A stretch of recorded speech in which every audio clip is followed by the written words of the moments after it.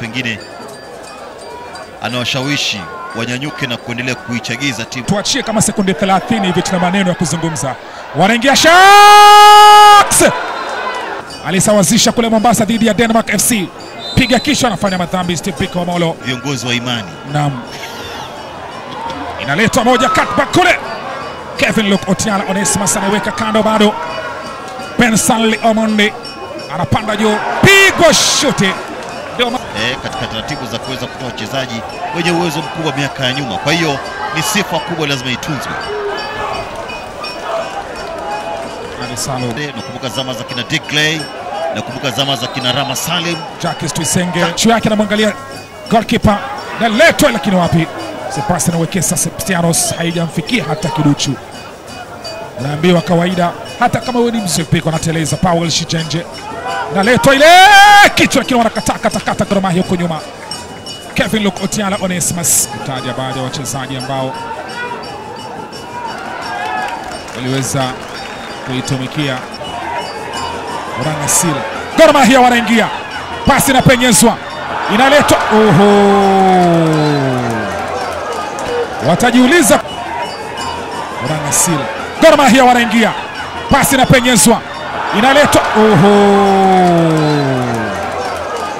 Watajiuliza ambalo limetokea namna ile, manake ameupiga ukakwenda fyongo na kuzua kumbukumbu ya kile ambacho kimetokea kwa mchezo huu.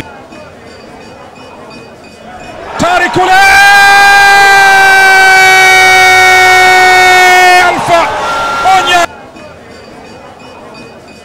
Tarikule Alfa Onya, Tarikule Alfa Onya, Tarikule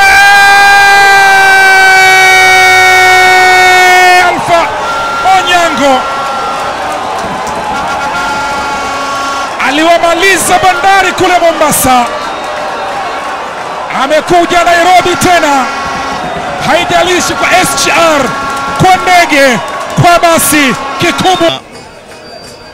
Inaletwa ile, kichwa kinapigwa, lakini Kevin Luke Otiala Onesimus, Julius Kambarage Nyerere, lakini sijasikia bonga boli. Wanaingia vizuri, pigwa shuti nyaka goalkeeper Matthews Otieno. Julius Kambarage Nyerere, lakini sijasikia bonga boli. Wanaingia vizuri, pigwa shuti nyaka goalkeeper Matthews Otieno.